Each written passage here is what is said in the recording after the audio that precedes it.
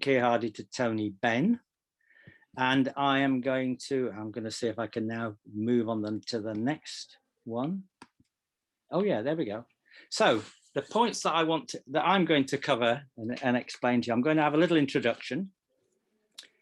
Then I'm going to address the question, what is Republican Labour? Then I'm going to talk a little bit about loyalists and Republicans, and a little bit about the distinction, which we've been discussing in the group, about the distinction between Republicans or republicanism and anti-monarchism. And then I'm going to talk a little bit about what was going on before the Labour, because I go a bit into a little bit of history, like what was going on before the Labour Party was founded, and a little bit about republicanism in the early Labour Party. And I'm going to sort of end at Keir Hardie in 1901. Now there's a big space to go with that. Okay, so those are the kind of points I want to cover. I did say to Carol, but we're not going to do it this time, that maybe on another occasion we might do these breakout groups and try to involve the audience more, if we in discussing things. But at the moment we'll stick with me just giving this little talk. And I'm going to I've got one more slide, okay, as an introductory slide, but it's the one you may have seen. But for me, it gets down to a lot of what we're going to see. I should say that I will just make the comment that Tony Benn's important in this story, but I'm not even going to mention him. But hopefully some of my comrades will say a bit more about Tony Benn when we're coming up to date.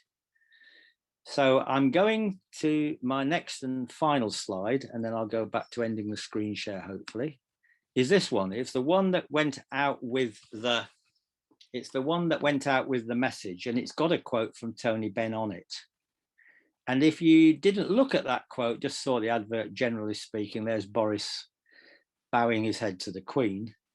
But to me, when I just dug that quote out when Tina was doing the advert, I thought that's a really great quote for getting at where the problem is.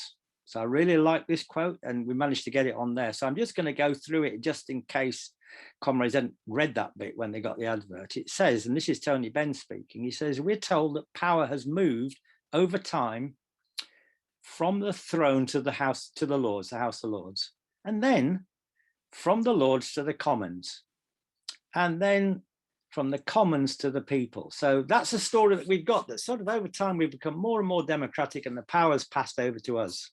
That's a story that we're told. It's a kind of national story. But Tony Benn says, in practice, he's saying that power's gone in the opposite directions. In practice, power has now moved to the Prime Minister,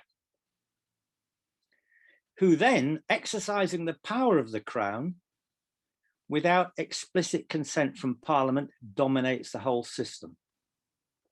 And it's a point I made before when I used the word King Boris, because when we're looking at the Queen and thinking, well, the Queen hasn't got any power, what's the point in getting rid of her?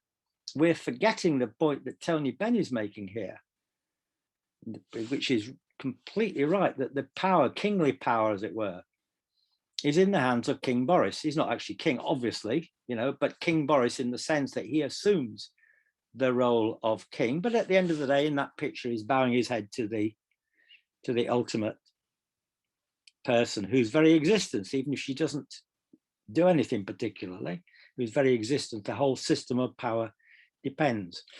Now, most people in the country see the first part of Benn's quote, which is why they don't think we need to be Republicans, to be absolutely honest, because we've got the power anyway. As opposed to seeing the second part of Tony Benn's quotation, which tells us that, we haven't really got power at all. Under this system, we're sort of excluded from it. And that's the problem. So in a way, our democracy is a little bit of a myth, or a myth, really. It takes the form of it. And the two things that convince us that we're a democracy is Parliament and the Queen. Now think about that, seems a bit odd at first. Parliament, because that seems to be where the democracy takes place. And the Queen exists by saying, I've got no power. So you can look at the Queen and think, well, that's marvelous. She hasn't got any power. Therefore, that's another reason why we're a democracy. It's the powerlessness of Her Majesty that helps to remind us that we really are a democracy. So she exists in it's a slightly contradictory way, because how can an unelected person convince us that we're a democracy? But it's by convincing us that she has no power whatsoever. Now, the purpose of this talk is not to go into this. The purpose of this talk, we hope that in future discussions, we will look more into what we mean by republicanism, and we'll look at the role of the state and power. So this is a future story to be investigated. But to me, Tony Benn got to the essence of the problem in that quote, and therefore it's a very useful quote. Now, so that's kind of by way of introduction, but the first thing I did want to say was that in the group, we've done a short position paper called Republican Labour, and we've done it as a draft, and we've discussed it a bit, but I think, we'll probably want to amend it or even change it a bit. But the idea was to do a position paper and then at some point circulate it to all the members of the LLA so that they can join in bringing in criticisms and other things into it. So we want to try to collectivize what we're learning. And we hope that our final report will be maybe a few position papers, Republican Labour #1 being just the first of these. And we hope that we can produce some kind of report eventually that the whole LLA can discuss and maybe get some policy out of it. So in this talk, I'm not really going to talk much about republicanism. Well, I've just done it now, so I've passed that over. But by and large, I'm not going to talk about republicanism because it's like an assumption that we already know what that means. We all understand what Republican is, and it's a bit like the word socialism. We all know what it means, but when you dig into it, then it gets more complicated. But we're going to take it first of all in this talk as being somehow unproblematic, and I will say why that might not be the case. But the LLA is not going to bring republicanism into the Labour Party from the outside, but what we're doing here is merely highlighting what is already there. But what we're going to do is try and develop a critique of the weakness of the Republican Labour tradition in order to develop ideas and policies which are, let's say, stronger and more robust and capable ultimately of winning a majority of the Labour Party. That must be our ambition in what we're going to do here. We want to get some politics that we can do that with. And of course, to highlight at the end of this, Tony Benn's contribution to working class republicanism in his ideas about a democratic and social commonwealth. Steve, so, yes. Steve, could I just ask you perhaps to stop screen sharing? Oh, yes. Maybe just ask, and then we can. Okay. We can see you. Oh, yes. Okay. Sorry. There we go. That's better. Okay, Lovely. Sorry about that. Yeah.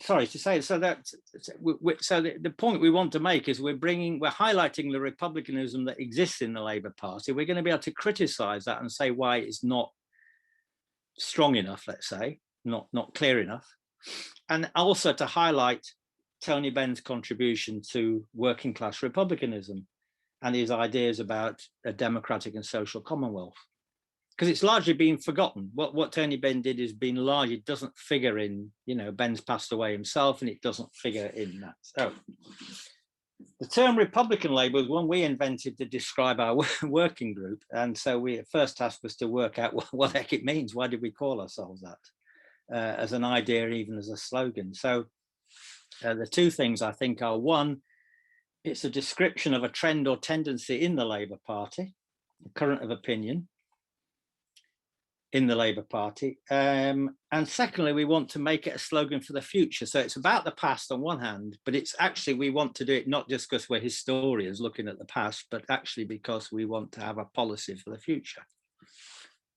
And Tony Benn, it's still in my opinion, is a giant of the Labour Party, so what we're going to try and do is to stand on his shoulders if we can, and stand on his Republican shoulders. It's not to say that everything Tony Benn said about republicanism is gospel, because he did his bill like 30 years ago, so something must have changed since then, obviously. But let's try and stand on it. Let's learn from what he did and try and better it if we can. That should be our ambition. The basic thesis, I suppose, would be this, that the Labour Party is a broad church of loyalists and Republicans. Now, I'm using those terms not in the Irish sense, because we often think loyalists and Republicans is like an Irish term for Northern Ireland and things like that. And try and use it more in an English-British sense, an Anglo-British sense. And whilst Republicans and loyalists is roughly an approximation for the left and the right, you know, the left tend to be the Republicans and the right tend to be the loyalists, it's not a neat one-to-one correspondence. I mean, I did find out somewhere that Roy Attersley, who was generally speaking a right winger in the Labour Party, he was something of a Republican, apparently. I don't know I haven't got much evidence on that. But just to give you that, the left and right don't neatly correspond on this issue. But generally speaking, the left are the Republicans and the right are the loyalists. So these two tendencies united in one party are not of equal weight or equal value, because the Labour Party is biased to loyalism. We could say that Labour Party was institutionally loyalist, meaning that it's built in or baked into the party as an institution, or to say it's got a loyalist bias or got a prejudice towards loyalism. Because if you think about it, it makes sense.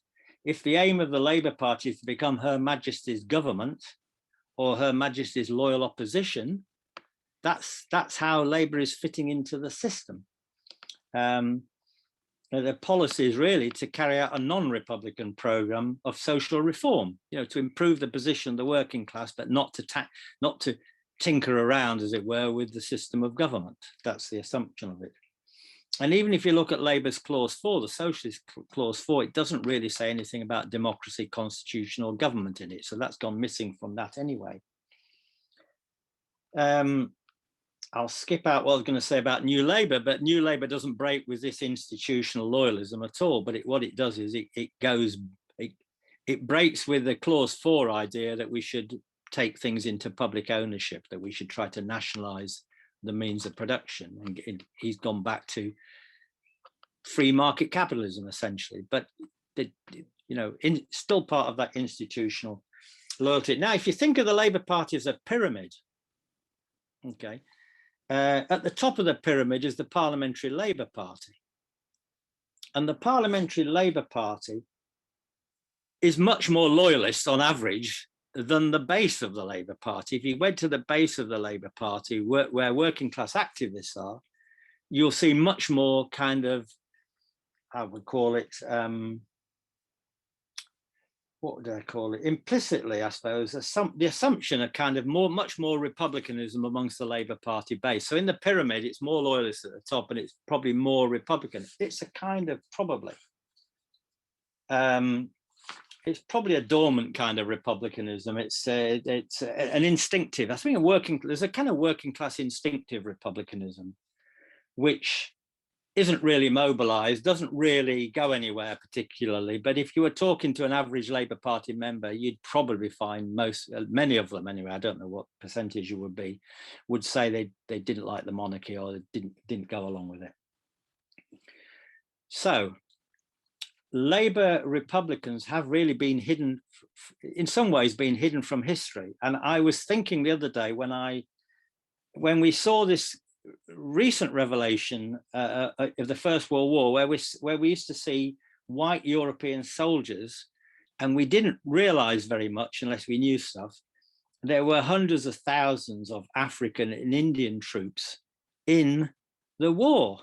And we saw the scandal of the War Graves Commission, where their deaths weren't properly recorded and they weren't properly buried. So there was a kind of institutionalized racism in the war. Now, what some historians are doing are digging out that history to show it always was there, really. It's there, but we didn't know about it. And our task, in a way, is to try to dig out some of the Republican history of the Labour Party in the same sort of way and show it's really always been there, even if we couldn't see it. Now, how are we doing time-wise, Carol? We're all right, yes, aren't we? We haven't gone very far. Okay. We did make one point in the group, which was a distinction between republicanism and anti-monarchism. And I think it's an important point in what we were working on as a group. And I thought of this analogy: supposing that we're all tenants living in a big house divided into flats. And supposing we discovered a load of old junk in the attic. Supposing there's a rusty old throne, I don't know, a crown and a scepter up there. And about a third of the tenants say, let's go up in the attic and clear out the old junk. Meanwhile, 2/3 of the tenants say we can't be bothered. Okay. And they say, well, maybe we should keep these historic memorabilia. Every now and then we can bring the junk down, get dressed up, and have a jolly good party with music, dancing, and plenty of booze. So you can see it's quite popular to keep the junk in the attic rather than have to go through the effort of getting rid of it. But my point is this, really, that republicanism is different from anti-junk cleanliness, because republicanism is fundamentally about how the tenants are going to organize themselves democratically to take control of their living space. That's what republicanism is about. It's fundamentally, it's not what's in the attic really that's the key point, or even cleaning out the attic. Not that we should leave the attic in a mess, don't get me wrong, but republicanism is fundamentally about democracy and sovereignty and the tenants getting control of their living space and doing that. And too much of the time in the Labour Party, republicanism is seen as anti-monarchism, just cleaning out the old junk, and then why bother? So I think one of our big tasks is to get over this connection that we as Republicans are very, very interested in the democratic questions, whether it's in the Labour Party or elsewhere. Now, I wanted to go back. My next point was to go back before the Labour Party, and I'm only going to go up to Keir Hardie in my and then open it up to Conroy. So it's worthwhile remembering, we talked about the 1890s, but before that, republicanism was quite an important strand in working class radical politics in the 19th century. From Tom Paine, for example, there was always a Tom Paine trend, which was influenced by the American Revolution, influenced by the French Revolution.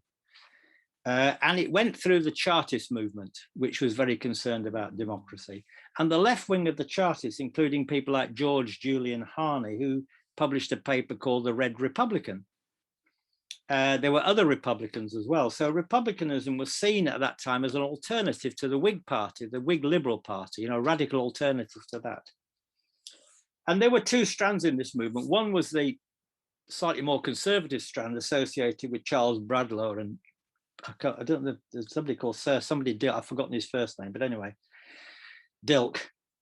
And they had quite a lot of presence in the 1860s. There was a Republican movement in this country in the 1860s, quite a popular one, and Marx himself was the other wing of this. Marx was involved in something called the Land and Labour League, which published a newspaper called The Republic.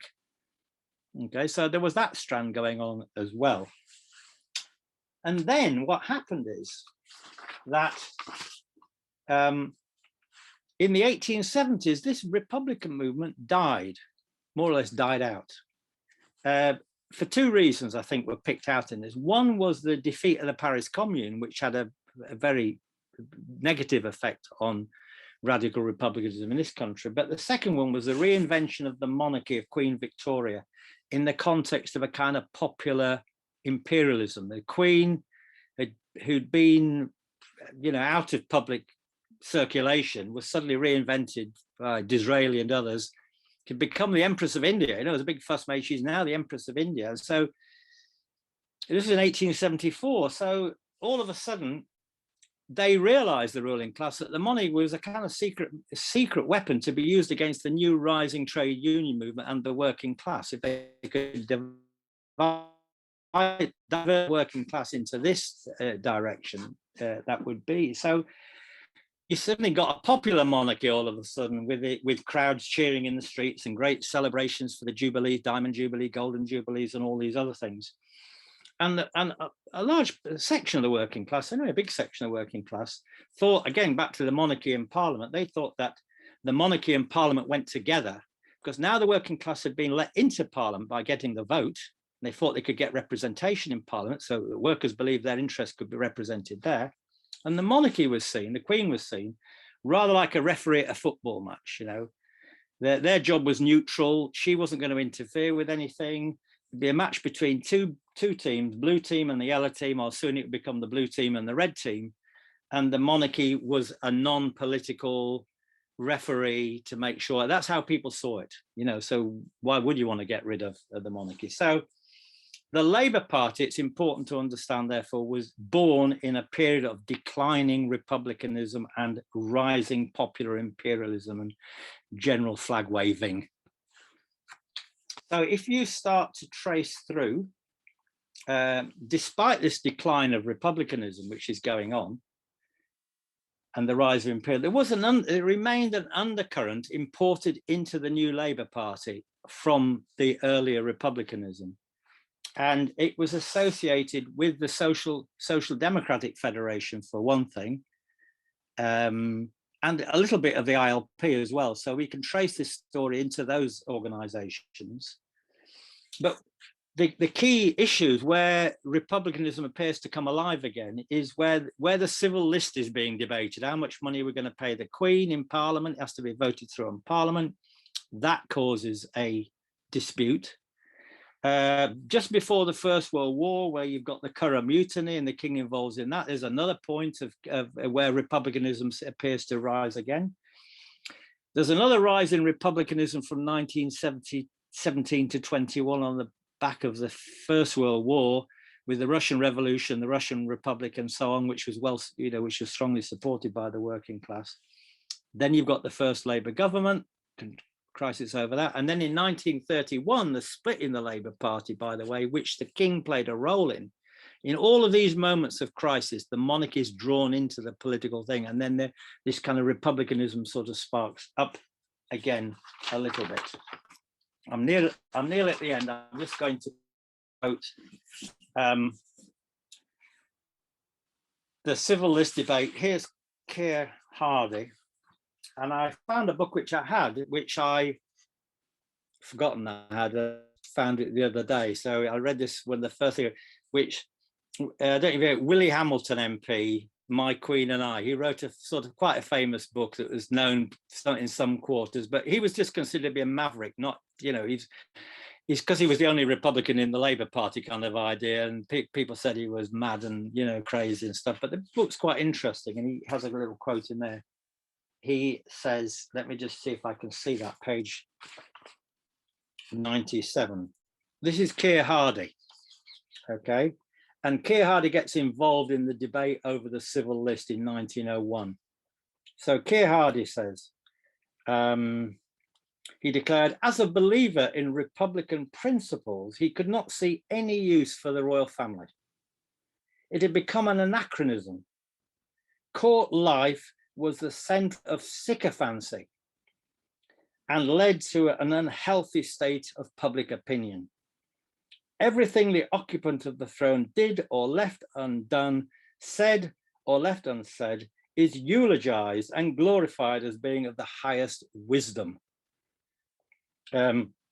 Although so that was the kind of speech that he made, and that was his kind of quite strong idea of putting forward a Republican kind of idea. Although he says at the very end, he concedes that the monarchies are quite popular with the working class. That's the only slightly sit down bit at the end of that story. I'm not going to go, because looking at the time now, I'm not going to go on very much more. I'm going to cut short a little bit of what I was going to say so that other comrades can come in. I did look at the Social Democratic Federation. I looked at the Fabians, and I looked at the Independent Labour Party. And the simple messages, or I've got some quotes about those, but the simple messages, they all make Republican statements. I mean, not quite the Fabians, because they're not quite sure about it, can't quite make up their minds. They make Republican statements. And then, having made these Republican statements, they sort of say things like, well, we can't be bothered to do anything about it at the moment. We are Republicans, but why bother with it? Let's do something else. That's the general thrust of what they say, And so that's the kind of declining republicanism, which was dying out from a more militant republicanism early on. It's carried into the Labour Party. and remains, as I would argue, a strand within the Labour Party right to now. The little paper we've done gives some other examples, and the one I haven't talked about, I hope other comrades will, is of course the contribution of Tony Benn. So maybe I'm going to finish at that point. So there, I think I will. Thanks very much, Steve. That was extremely interesting. Can I ask comrades, if you want to speak, could you raise your hands, and then I can spotlight you and you can speak or ask a question of Steve.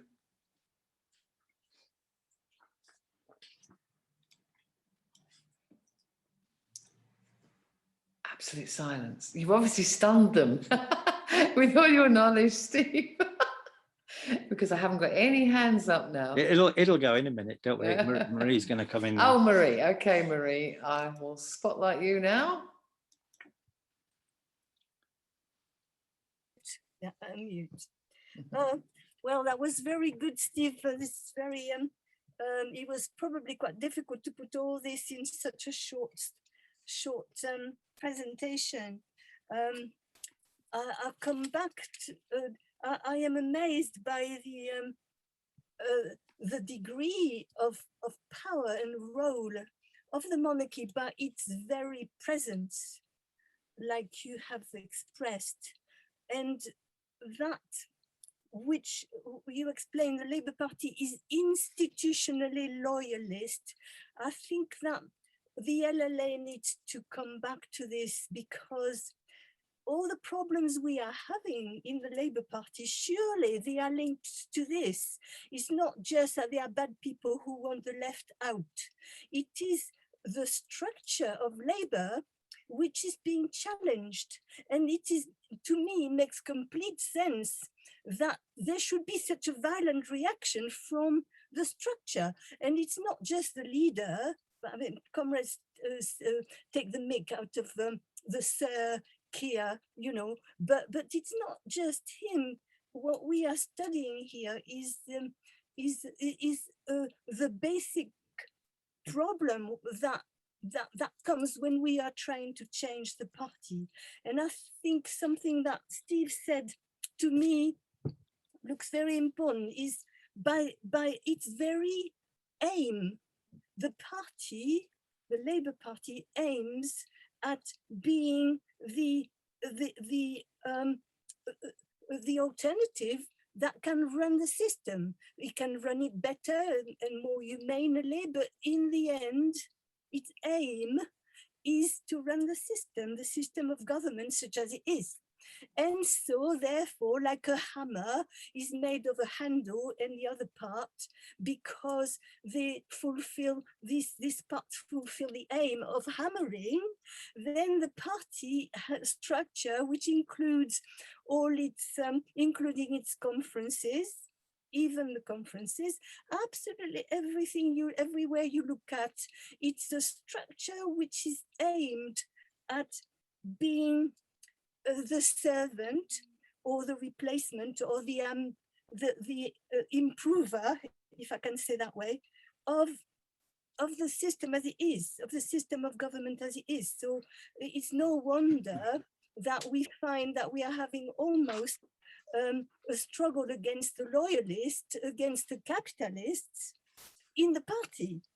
And it seems to me this needs to be much deepened in the LLA, because we need these things are, everybody knows them, they are, you know, they are evident, but if we do not study them, we get bogged down with little struggles and who said what and what Keir Starmer has said, and the false allegations, which in itself is very important to analyze. But why is it like this? And so I propose that in the LLA we continue and we develop a knowledge of how to be a current, a Republican current in the Labour Party, thanks to the vehicle of the LLA. I propose that comrades think of this and agitate and help others in the LLA and outside to deepen these questions. And I don't have a question, but I really do have questions. I just can't think of them just now. Thank you. Thanks very much, Marie.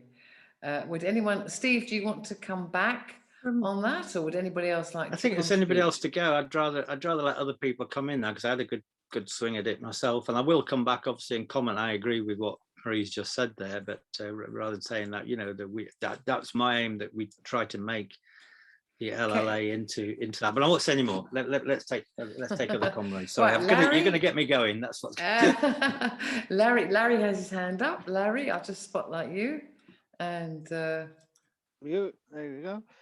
Yeah, it's interesting, Steve, in relation to the Tony Benn principles that you raised. It's I think the job of the Labour Left Alliance is taking on board the understanding of republicanism through their education program, is because unless we challenge the loyalist perception of Labour within the Labour Party and the wider movement, we're never going to make any progress. And I think that the issue of raising the consciousness of a transitional republicanism into socialism has to be adopted on both fronts. We can't have the Labour Party with what is termed at the moment a popular front. It has to be a united front on class principles within the Labour Party, and I think that is, and the key to that is adopting in the first instance a republicanism approach to politics in our society as it stands at the moment, because unless we have that, we're always going to have the division within our own movement, because we're not progressing as a united front. We're progressing as a popular front, because the establishment, they're united, but against us, and we seem to be divided about where we're going. And I think that the issue of republicanism needs to be raised at all levels, you know, trades councils, the trade unions. And we had this discussion with Howard Beckett the other day, and he seemed to imply in his hustings meeting that he was in favour of federal system, because he was talking about Ireland, Scotland, Wales and England. And it seemed to me that given the right direction, that Unite as a union could take on the principle, if it's transformed from grassroots level to a Republican approach. And because the establishment is not going to give up without a fight.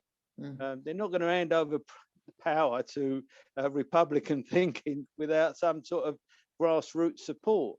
And I think the understanding of republicanism coming through as a transition to socialist principles, because we do, and Steve's quite right, we mention socialism, but we don't actually say, well, what do we want from socialism?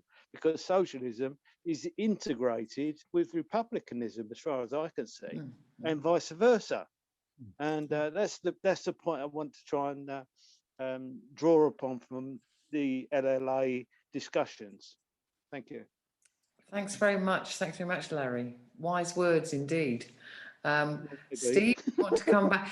Is it possible for me to talk? Is that all right, Steve? Yeah, you should join. Yeah, please do. I want you to join. You could join in as well. Yeah, absolutely. Yeah, you see, it was very interesting that you said that all those societies that you talked about, well, not the Fabians haven't made up their mind, but all the other ones you mentioned, don't think it's, we haven't got time for it now. We haven't got time for republicanism. I happen to think that it's fundamental. It's absolutely fundamental. There will be no proper equality in this country until we get rid of the crown, the monarchy, the lords. They have to be got rid of, and all this ridiculous sirs and ladies and all the rest of it. It is absolutely fundamental to the change, the socialist change that we want to see in the country. That's been my opinion for a very long time. Yeah. Thanks, Carol. Is there anybody else who'd like to speak, or can Steve? Would you like to come back on some of that? Oh, Paul. There's somebody I else. would like to, but I can't raise my hand at the moment. Oh, who is that? Sorry, who's John? I can't even see myself on it. Okay. It's John Truman. It's John Truman. John Truman. Okay, I'll spotlight you. And Paul Collins has his hand up now as well. So John, we're looking for John. Oh, I can't find you at all here. No, John. no, my camera's not working. It's I don't know why it's not working. Oh, but okay. Oh, it's not working. Okay, all right, John.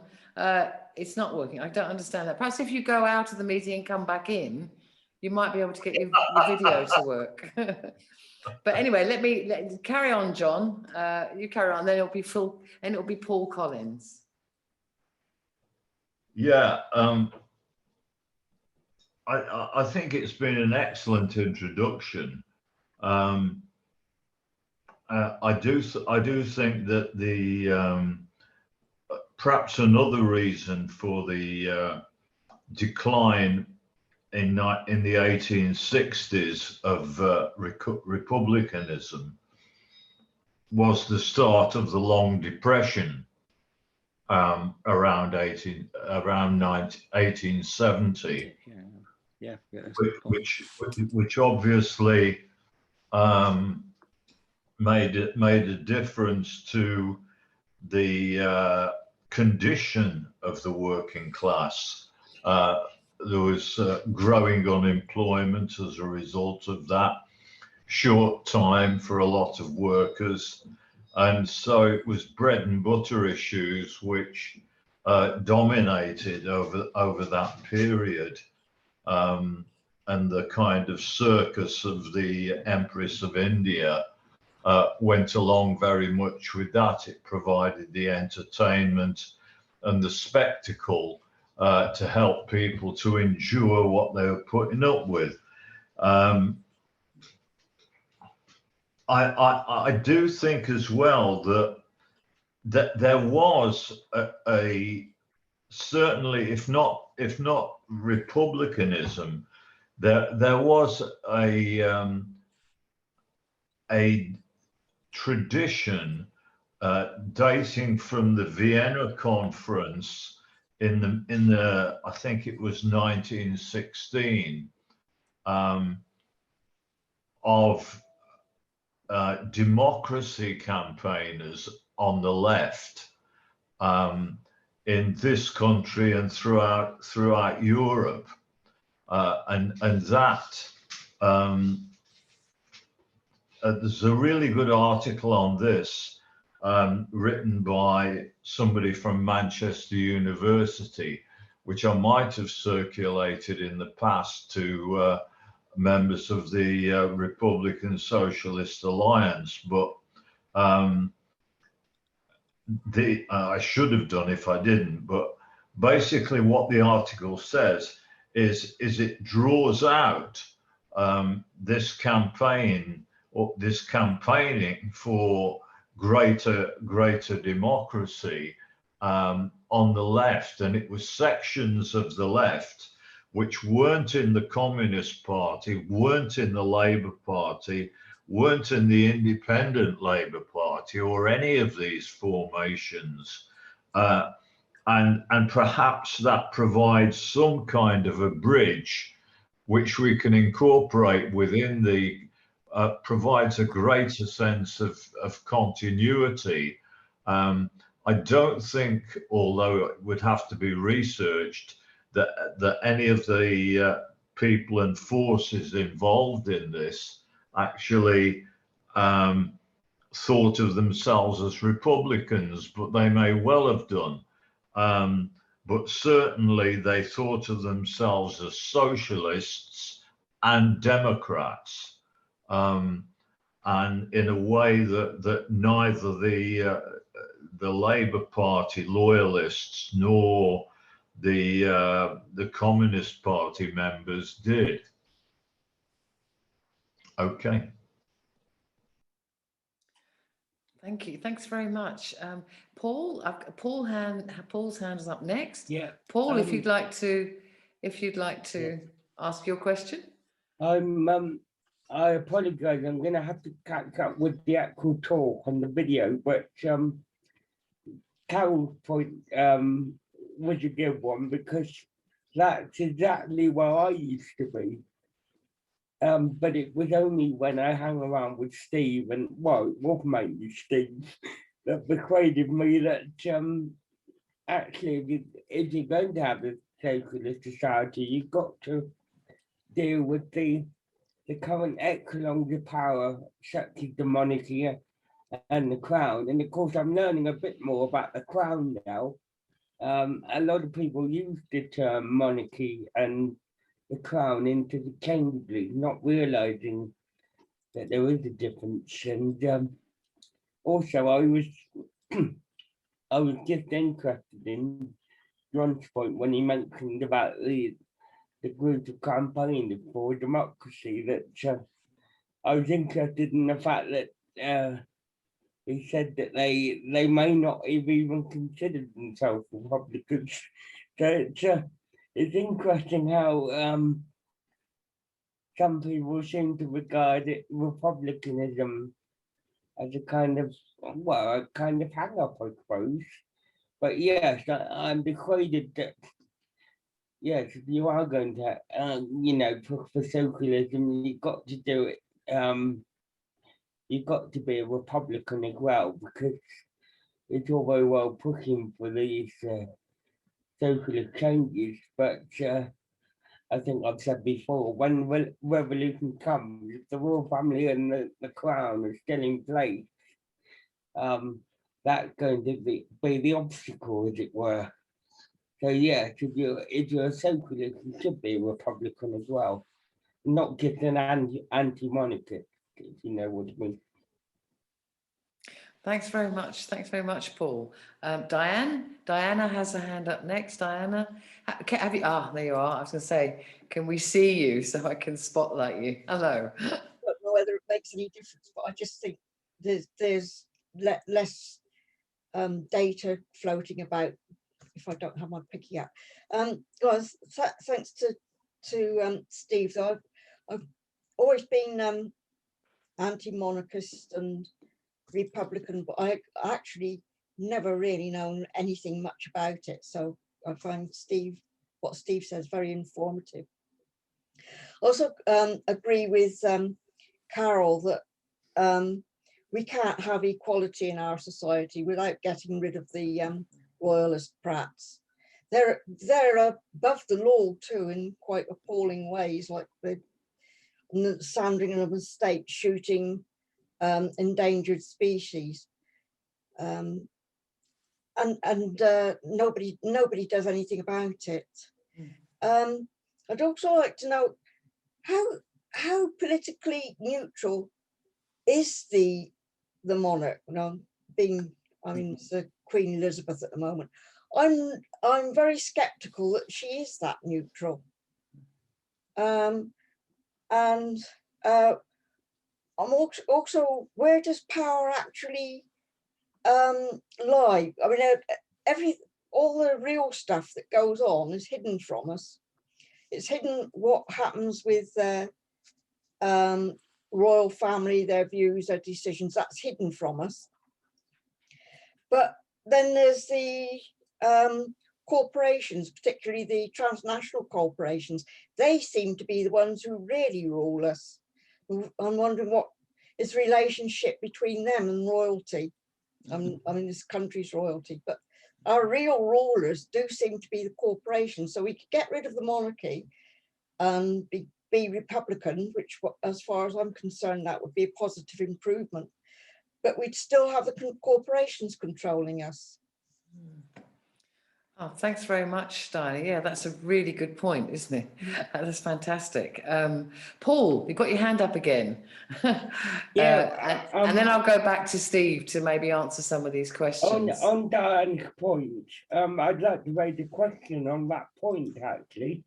In terms of how neutral is the monarch, the current monarch, as it were, Perhaps Steve could answer whether, I could be wrong, but I thought I heard some sort of story in Australia in the 70s. I believe the monarch or whoever they have acting on behalf of the monarch actually overthrew the Australian Prime Minister at one point, and he was apparently replaced by somebody else. I don't know if that was true, and if it was, could you tell us a bit more about it? Right, sorry, Celia apparently is, thank you very much, Paul. Yes, that's quite an interesting one. I hope Steve can tell us about that. That's a really good point, Paul, thanks. Apparently Celia, sorry Celia, I didn't see your hand up. Are you able to raise your hand electronically? I guess, am I muted? No, we can hear you good and loud. I'll replace Okay. the No, spotlight there. I was going to ask a question. I wondered to what extent the crown could exist without the monarchy. Interesting one, yeah. Yeah. That's a good question, yeah. She's like, I think it's time to go back to Steve now and I'll start on that last one. and let him answer some questions. That's an interesting point, that last one, because the theory we've got implies that it sort of could, that you could get rid of the monarchy, but the crown power would still be there. But it would be like having the monarchy, it would like the crown being naked. In other words, its whole rationale, the power that it had would be open in front of us. You know, there wouldn't be the idea of monarchy to sort of cover it up. It would be like putting the whole thing out in the open. What's the justification for doing any of the things that the government is actually doing? So I think what it would do was, the Queen went, people would think, well, it would be a massive change, even though formally it's just one person going away. It would be a psychological, cultural bombshell, to be honest, if it happened.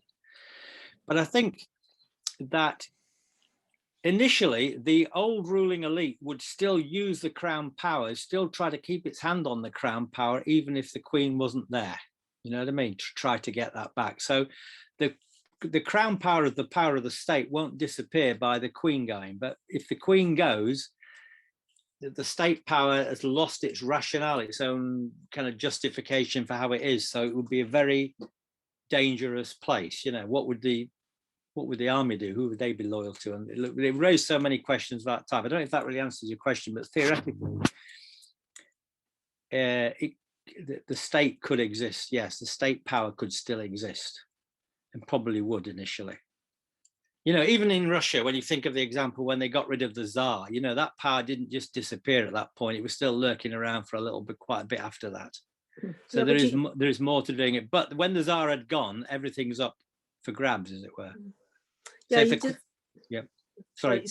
Sorry, you did say that just the Queen existing as the Queen was important to keep the crown together. Yeah. Yes, I think yes, because in a way the Queen is a symbol of crown power, and my analogy would be like having a company. I think the power is like a corporate power, and the chief executive who's running the show is the Prime Minister, right? The Queen is like the chair of the board. Mm-hmm. So obviously she doesn't really manage anything day to day, but the chief executive, Boris Johnson, goes to visit her every week to discuss whatever's going on. We don't know. It's a secret what they do. It's absolutely confidential. So maybe they're talking about the weather or something. I don't know what they're doing, but I don't suspect that's the case, right? So, and that's the kind of relationship that Johnson's the chief executive. He couldn't be the chief executive if the system wasn't what it was, if he wasn't the chief executive of the company, as it were. Does that make sense? Absolutely, yeah. Thank you. Okay, let me try to go back. Sorry, let me just look back to some of the other things that comrades said. We haven't talked much about Tony Benn, which we need to do, but it is in the paper. At the end of the paper that we produce, we're going to circulate. We've got all the bullet points and some of the people who's. I'll maybe say something a little bit about that, but I really agree with, first of all, I agree with what Marie said about the importance of us deepening our understanding of these questions and making the LLA a vehicle for changing the Labour Party, actually, you know, because in a way, the LLA is a kind of defensive, we're in a defensive situation where the left is under attack and the LLA is under attack, you know, with members being expelled and all those other things. That's a sign of you being on the defensive. But I still think Republicanism is a kind of counterattack, if you know what I mean. If we became more strongly Republican, we would have a way of addressing the rest of the left and a way of challenging things. If we get our Republicanism, you know, right, get it scientifically based or whatever you want to express it. So I agree with Marie on that. Larry made the point which he's made before, but it's to me a key point when he talks about transitional. It's like transitional demand. To see republicanism as the road towards socialism, you know, it's the route towards it. And if we don't deal with republicanism, we're not on the road. You know what I mean? We're not on that road. We are hanging around trying to improve things. That's what we're trying to do. But we're not on the road to something better. That's the way. So I think the way Larry expressed that, I'm completely in agreement with him on that. I did have a quote, which I don't know if it fits in here. There's one I had, which is a red Clydesider. And this gets the nub of the matter. This red Clydesider, they tended to be Republicans. They tended to be on the left of the Labour Party in the 1920s. And John Wheatley was one of those. He did get down and bow to the king at some point, but he makes a statement. He says, I wouldn't lift a finger to turn a capitalist monarchy into a capitalist republic. So he's, you know, if it's not socialism, we're not having it, kind of thing. That's what's the point in it, is kind of what he's saying. And the interesting thing is it's repeated by Clement Attlee. Clement Attlee says the same thing, but Clement Attlee is a monarchist, right? So he uses the same phrase as a loyalist to defend the monarchy. What's the point in doing? The really point is, what's the point in it? Why bother? If we only end up with a capitalist republic, is there any point in it? But Larry's point is key to that, because Larry's point is that if this capitalist republic isn't the end of the road, it's only on the way to something else. It's on the way to a challenge to capitalism, and therefore it's not merely changing the form, it's not simply the way they like to put it, well, we'll have a president instead of a queen. What's the difference in that? But that's not really how it would and how it has panned out if you look at historical examples. John added a point, an important point, which I didn't have in mind, which is the importance of the crisis of capitalism that was going on in the 1870s, as well as the rise of imperialism, as well as reinventing the monarchy. That impact on working class struggle and working class consciousness of capitalist economics. Diana said, how politically neutral is the Queen? Well, I don't think the Queen is politically neutral. We don't know because it's a secret, but I don't think that she would be. Well, why would she be? You know, it doesn't make any sense. I mean, obviously that the neutrality of the Queen is the essence of the ideology. We can tolerate it because we have to believe that she is neutral. She doesn't involve herself in politics. And yet she's the most experienced politician in the country. I mean, she's been doing this job for I don't know how many years, 60 years or something. She knows every prime minister. She gets all the secrets. She knows where all the bodies are buried. She's got more knowledge and influence, etc., than and being very important. So why wouldn't she? The thing is that she's not going to let us know. There are odd times when it comes out, something comes out. David Cameron famously said he rang up the Queen when we got the Scottish referendum results, and the Queen jumped, I can't remember that word, the Queen jumped for joy. You know, that's not a non-political Queen, because she saw that the Scottish referendum was defeated, the Union would remain, and her position would remain strong. So there are little times when you get a glimpse that something's going on, but by and large, we don't see it. And that because if we saw it, we wouldn't put up with it. You know, if we found out that was going on all the time, we'd think it was all completely corrupt. Where does power lie? I think Diana also said, well, I think political power is concentrated in the crown, which is the state, really, at the end of the day. It's the form that the state takes in this country. you know, it's the arm. And George summed it up in a previous discussion when he spoke about the armed forces and the civil service and these institutions of the crown institutions of power. That's where the power is. And the monarchy is a kind of distraction, makes us not look in that direction. It makes us look at Buckingham Palace when we ought to be looking at the Treasury, ought to be looking at what's going on in Whitehall, what Boris Johnson's doing in Downing Street, and so on and so forth. Secrecy is really important because monarchies depends on secrecy. We don't know, and the secrecy is very strong factor in the way we are governed. And I think of this example usually when there've been injustices like the Hillsborough tragedy. It takes something like 30 years before these injustices are put right. There are lots of examples of these cases. 30 years. To me, that's a measure of how undemocratic we are, because everything's kept under wraps and put away from us. We still don't know what happened in the miners' strike over the pickets at where was the pickets? I can't remember now. But anyway, remember the miners' pickets, and lots of other examples. The blood products scandal, the people who had infected blood. It takes us a long time. See what happened to those post office workers, again, because of secrecy. They were pursued, and it was years before anybody found out what had been going on. So secrecy is one of the big problems of this system that we have. And Queen's consent, I'll just finish on this point here, that Queen's consent, the Queen has to consent to things. If there's anything that affects her influence, it has to pass through this thing called Queen's consent. And I mentioned that when Tony Benn wanted to move his bill for his republic through Parliament, he had to ask the Queen's permission. He had to ask her to give her interest, as it was called, to Parliament so this issue could be debated. And one of the things that the Queen's consent comes out in those Guardian articles is that the Queen has got investments. And what are those? If we knew where the Queen's money was stashed, maybe she's getting profits out of your company or somebody else's company. We say, oh, she got shares in this, she got shares in that. She got shares all over the blooming place. If we knew that truth, we would view the whole thing as something much more economic. We'd think, do you know what? The Queen's got economic interest in all of this, not just purely political ones.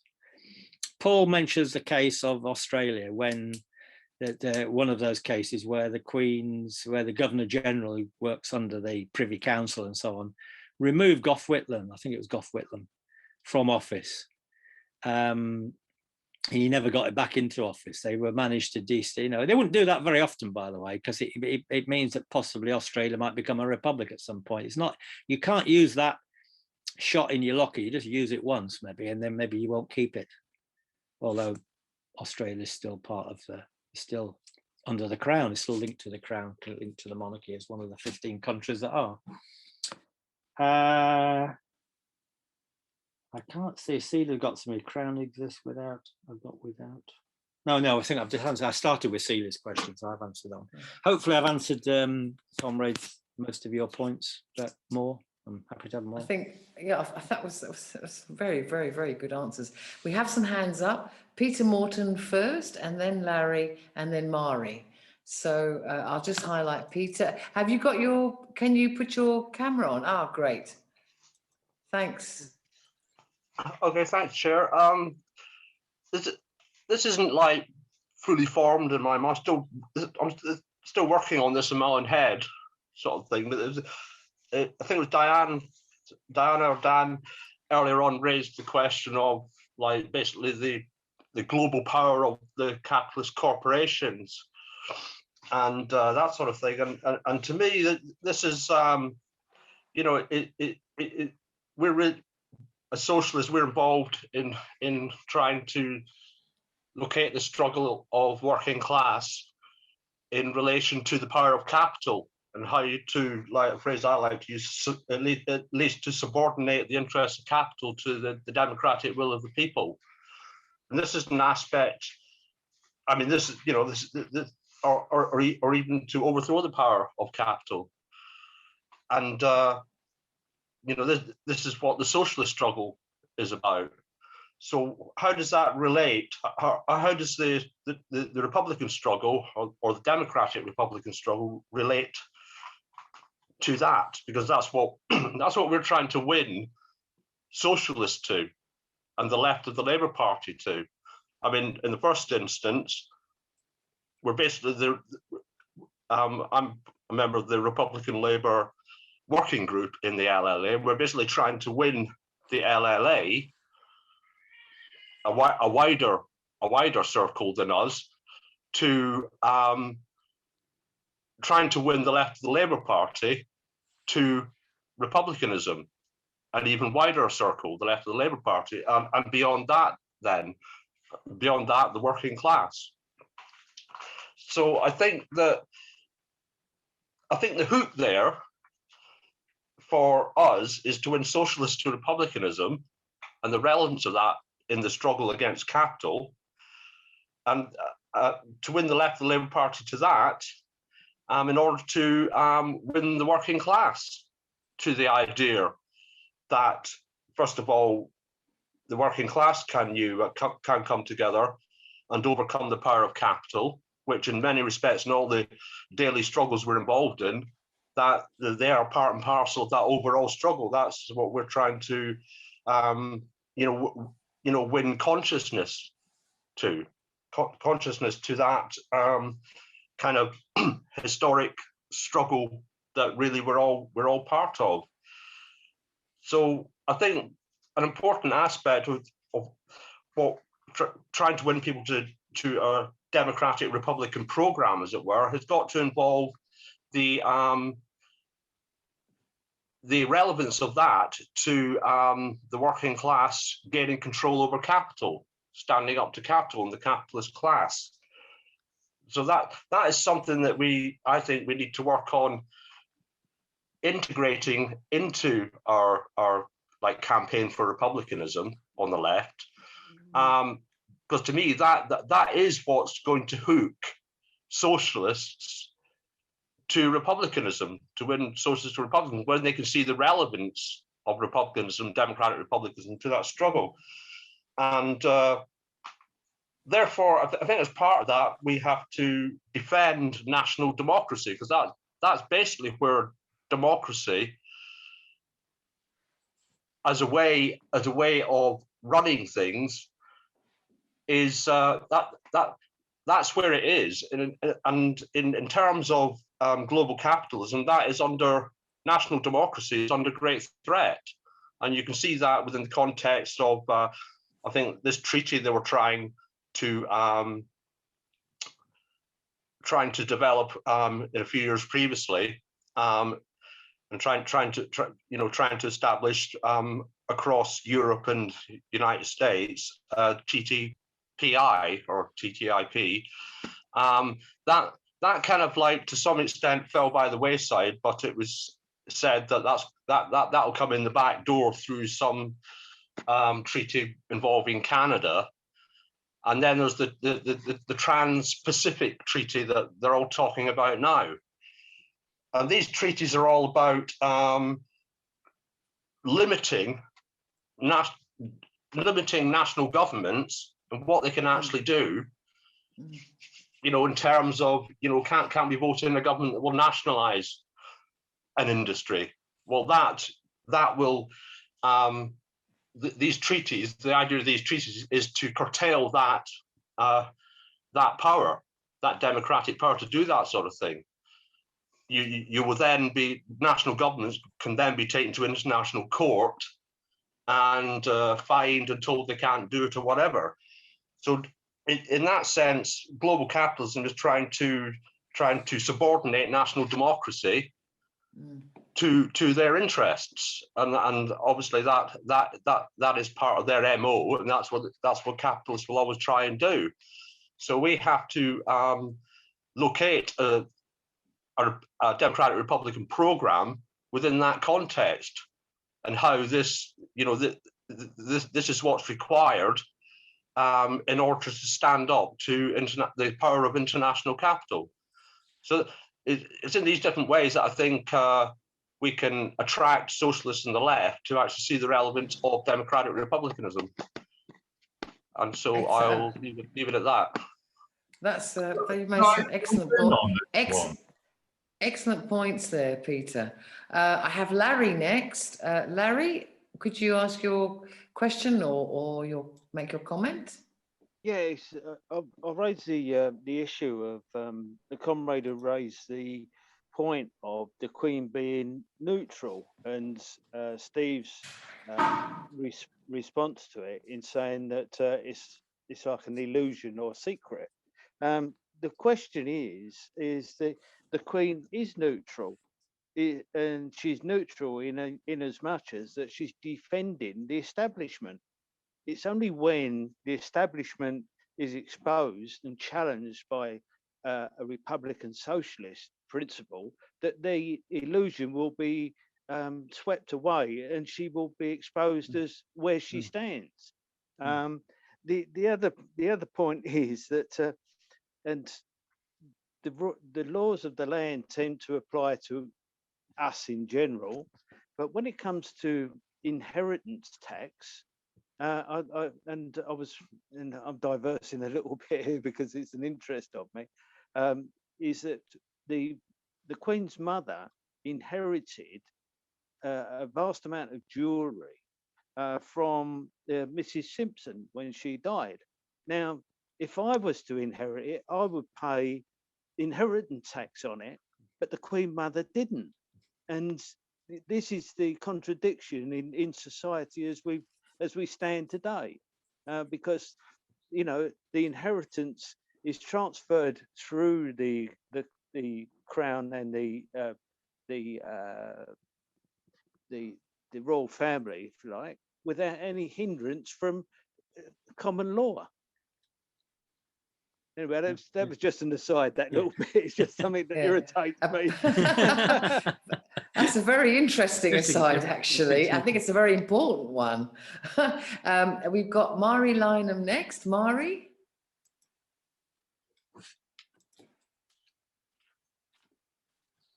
You're still muted, Mari. You have to unmute.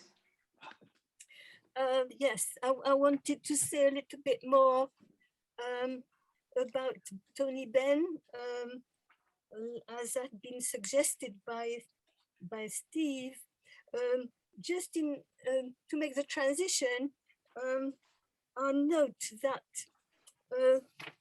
this Jerry Hassan is called Jerry Hassan. He wrote "The UK is not a fully fledged democracy, an alternative history of Britain," and that was written on the 14th of April of this year in the Scottish Review.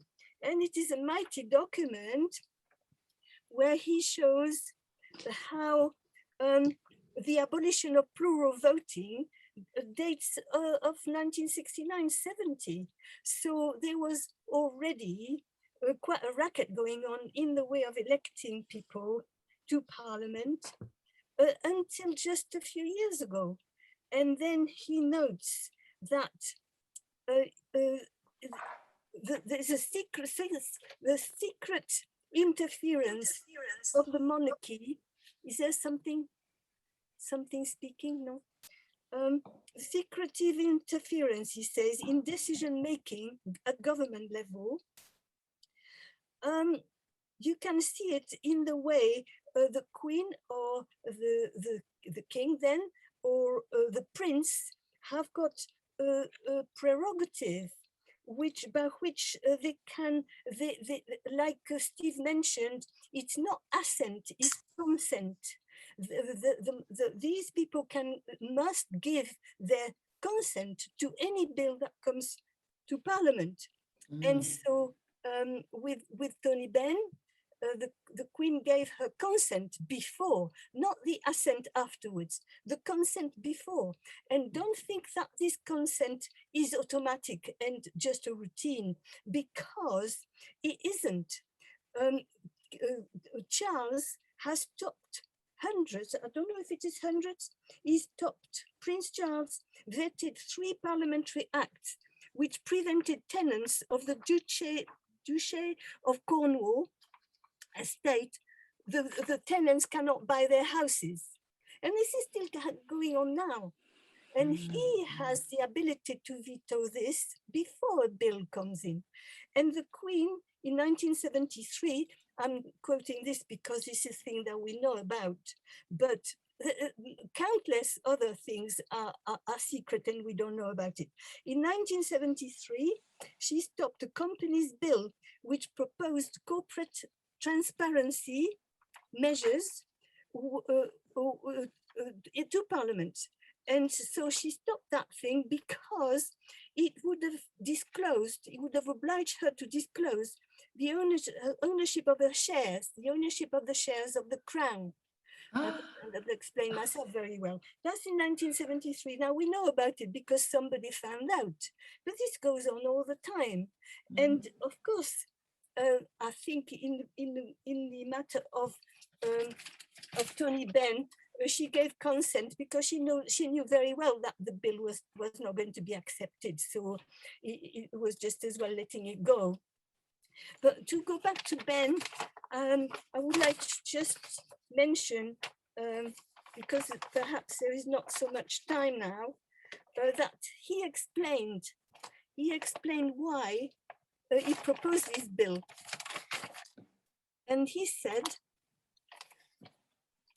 by the end of the 1970s, he said somewhere that his views had shifted to the left of the Labour Party.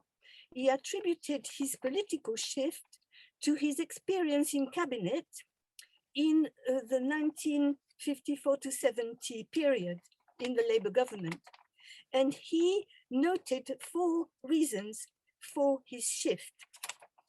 How the civil service can frustrate the policies and decisions of popularly elected governments. So the civil service can frustrate the elected governments. The centralized nature of the Labour Party, which allows one leader to run the party as if it were a personal kingdom. The power of industrialists and bankers to get their way by the use of the crudest form of economic pressure, blackmail, and other methods against a Labour government. And the power of the media, note this is back in 1970, the power of the media, which, like the power of the medieval church, ensures that events of the day are always presented from the point of view of those who enjoy economic privileges. So I think there is much more to be said about all this. I would like to just briefly go through the point of his bill, the Commonwealth of Britain Bill, which was quite a revolutionary thing to do, really, and extremely brave to present this in Parliament. He introduced it in 1991. So as I said, the Queen gave her consent because she knew, and they all knew, that it wasn't going to be accepted. In fact, it was just, Ben was treated like Corbyn multiplied by 1,000. He was accused of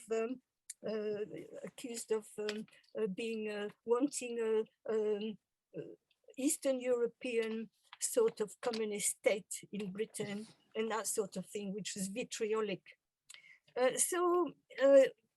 His points, because of shortage of time, I'm just going to go through the points.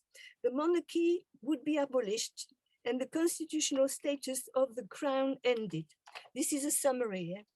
The Church of England would be disestablished.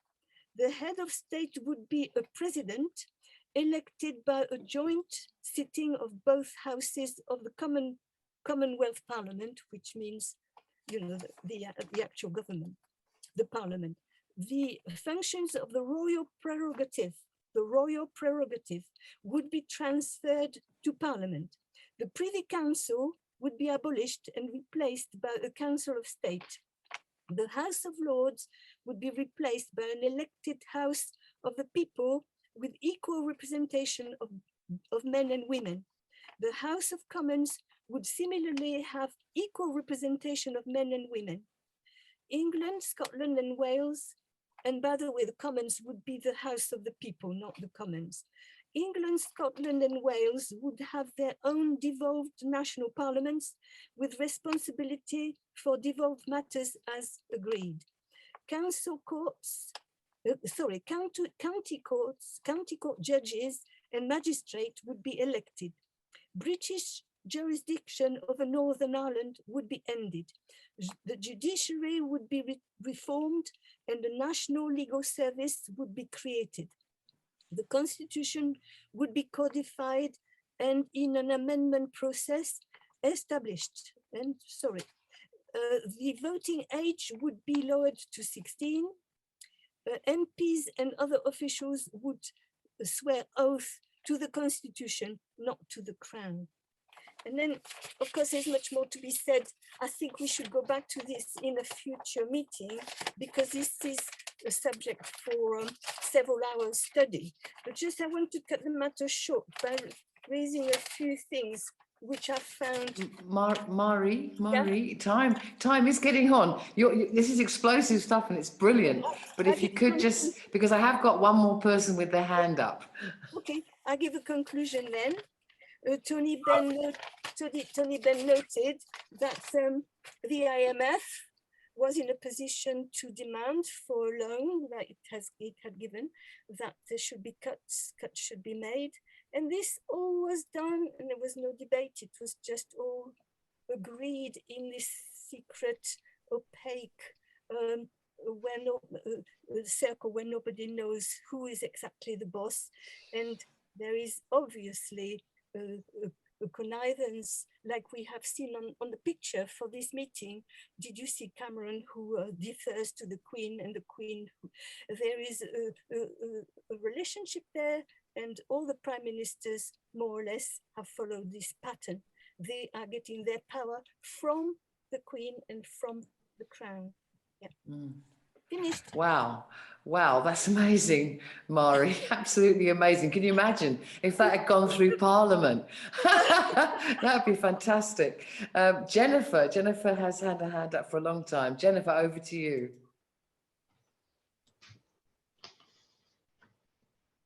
You need to unmute, Jennifer. Jennifer, you need to unmute yourself, please. I'm not sure how coherent I'm going to be here, but something Peter said made me think that there is a real problem with the royal prerogative being exercised in respect of trade deals, and it's obviously a very current problem. The trade deals are negotiated under the royal prerogative under a procedure called CRAG, and it's all on the Parliament website and available to read. But basically, it prevents parliamentary discussion of trade deals. So trade deals are done in secret without parliamentary scrutiny. But at the last minute, there is a procedure for ratification, which doesn't provide for parliamentary discussion. All it does is say that the deal is to be laid in Parliament and it's laid on the table for 21 days. And during that time, an objection can be made to it in the Commons. If an objection's made, there's no debate. The government can simply refute that objection and you get a prolonged series of sort of ping pong games where in the end, the government will win because everybody will get weary of it. And so effectively, there is no scrutiny of the kind of deals that woman is going around the world allegedly negotiating with people, making Australian diplomats sit on hard chairs and so on, and congratulating herself on getting a wonderful Japanese trade deal, which is just a cut and paste affair, which leaves us in a worse position than we started out in. And so these concerns about TTIP-like deals are very, very concerning indeed because of the ISDS, the International Dispute Settlement Procedure, which, as Peter said, actually overrules the rights of a sovereign government to do what it wants to do. And there are a number of cases around. So it's very worrying that we don't actually have control over trade deals. The other issue that I thought we ought to look into at some stage, and I'm sorry I haven't done anything on this really, is the whole business of land. And how it's been shared out, how much the Crown owns, which is massive. And also somebody made the point tonight that if we're talking about oppression, it's not just the Crown, it is big business. And big business is getting more and more ownership of land that used to belong to the people through the public ownership of things like water. A lot of the gathering grounds have been sold off. Schools, a lot of school playing fields have been sold off. Hospitals, a massive amount of hospital land that used to be public is now in the private sector. And so there's a whole issue around all of that, where as the Commons, we have less and less ownership of land and less access to it. So those are the 2 points I wanted to make. Thank you. An excellent 2 points as well. Yeah, land. I'm really glad you brought that up, Jennifer. We have Paul. Paul has his hand up again. I think we've got to make this the last question and then go back to Steve to get his answers and conclusion. Right, Paul, over to you. Jennifer touched on a subject that's quite close to my heart. I feel quite strongly about land. Not so much the ownership, it's, well, for me, the ownership of, well, one of the things I feel very strongly about is the need for land value tax. And I think instead of, because once I got interested in the concept, I find it astonishing that we tax individual income, we tax consumption, we tax buildings, but no one ever talks about taxing land, which of course is provided by nature. You can't produce more, but unlike everything else. For me, the question, if we had a land value tax that was regularly assessed, I don't think the question of ownership would be much of an issue, because the value of the land would be, you know, the value would be public. You know, it's about getting the increased value of the land to make so that it becomes, so in a way, the value of land becomes public without even need to deal with whether it would need to be nationalised or anything like that. It's really about the usage. And yeah, so, the one way to deal with land is to obviously introduce a land value tax. Yeah, absolutely, Paul. Excellent point as well. Wow, we've had some really, really good contributions here tonight. So Steve, there's no more hands up. Steve, can I go back to you now? And so that you can conclude and answer any questions. Yes. Try to summarize all those, some great points that comrades made. And one of the interesting things that, now, I won't say at the minute, there's an interesting point that came out from a number of contributions. Pete's point, I think, was important, that in a sense, it also came up via what Larry was saying, is how we understand what is the relationship between republicanism and socialism. And the way to think of that is to think about the relationship between democracy, because if we're arguing democracy, you know, republicanism is about highly developed, extreme democratic form of government. And that doesn't have to remain at the level of pure politics. You can have that democracy in the workplace, for one thing. And if we had a very democratic system of politics and economics, it wouldn't work if everything was still in private hands. You would be driven to see, do you know what? This private money is being taken out of the country, or businesses are being, you would be driven by the logic of the situation to extend public ownership. It would be the thing that flew. So republicanism leads to the need to socialize our economy. We couldn't just leave it in private hands and be very democratic, because otherwise it would make sense. We've got a democracy, and yet there are these people who own everything and deciding everything. It just doesn't, it's a complete contradiction. So the mere act of extremely democratizing our society, well, in itself doesn't mean socialization, but it leads to that point where people see that, you know what, we cannot leave all this wealth in the hands of these few people. And that goes back to Larry's point about republicanism leading towards, I won't use the word socialism as if it's a system. I think I prefer to think it as the socialization of property, the bringing of property into public control and accountability. I won't think that socialism is some kind of national system of, or something like that. But it's about who controls the property and has that economic power, which takes me on to Marie's point and some other points that are probably linked together. Marie's point when she spoke about Tony Benn, and obviously we're going to discuss this. Marie said we need to discuss Tony Benn. We need to find out more about Tony Benn's ideas, as Marie said, and she gave everybody, all of us, an idea about some of his points. But I think the first point that Marie said when she talked about the civil service and the centralization of power into the party, the things that Benn picked out, the 4 points that he picked out, is to remember that the crown is not the Queen, but it's a system of political power. And the press is part of that. You know, we couldn't be thinking republicanism without thinking the press needed to be reformed, for one thing, because I think the press is actually part of that system of power as well.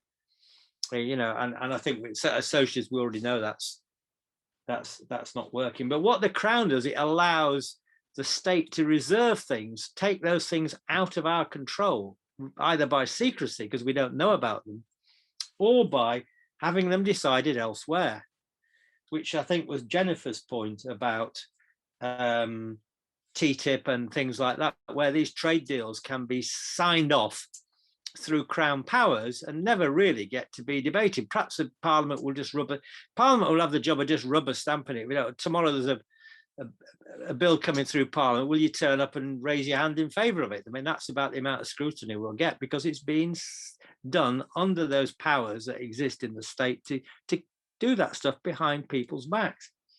And that then leads us on to these other issues that came up of tax, inheritance, Larry's point, and land. Land is, and that Jennifer raised that, because land is also there's a great book actually on distribution of land. I don't know off the top of my head, but I will bring that to the group's attention at some point. That's the one. Jennifer's got it already. Fantastic. Who Owns England? It's a brilliant book. You know, Jennifer, you agree with me on that? It's a great book, that. Yep, I've got the thumbs up. And it shows in that book how land is connected to the environment, and it's also connected to housing. All the housing issues that we have are also tied up with the way that land is controlled. So we've got tax, we've got land, we've got trade deals. So republicanism is not just pure politics. It appears to be as if we're only talking about constitution and politics and things like that. But at the end of the day, it's going to come down to these economic questions, of our ability to solve economic questions if we don't have democratic power in the first place. So we need to get that democratic power so that we can address these economic issues. It sometimes appears that all we're talking about in Republicans is about the Constitution and stuff like that, so we're not really interested in the things that affect people's lives, but that's completely false. It's because we realize that these political things are the things that are preventing ordinary people, working class people, of getting control of their lives. That's why we have to deal with the politics and not think we can solve it just by trade union action or just stuff on the ground, which is part of it, by the way. Don't get me wrong, I'm not knocking that, but what I'm saying is on its own, it doesn't really solve the problem. It doesn't get us to the problem. Larry's right to me. Larry's got something about inheritance. Is annoyed about inheritance. He's quite right to me, I'd say. That's how I'd finish up and say. We should all be more angry. That's what we need to be. We should all be a little bit more angry. I've really enjoyed the meeting. I've enjoyed everybody's contributions. And the good thing is, although we haven't got a big audience, we've only got 12 people, we can have it as a YouTube. So I hope other people will look at it. And we're going to do something like this again. But obviously the idea is that the group will have a discussion about the next issues, and then we'll try to bring it then to a next event. You know, that's the kind of way we're working. And we will soon be sending out our little paper on what is Republican Labour, so that the rest of the LLA members can do it. We've got a big, if there's only 12 people here, we've got a big job to convince the rest of the LLA. But I mean, we're all tired with too many Zoom meetings, so I'm probably not surprised we haven't got the masses banging on the door. But anyway, there's enough of us here to spread the word, let's hope. Thank you. Yeah, I found it immensely interesting, and not only your introduction, which was brilliant, but also all the contributions from the comrades have been so excellent. I've really enjoyed it. Well done, everybody. Thank you, Carol, for coming in to chair. We might get you to do another one for us as well, chair another next one maybe as well. It would be a pleasure.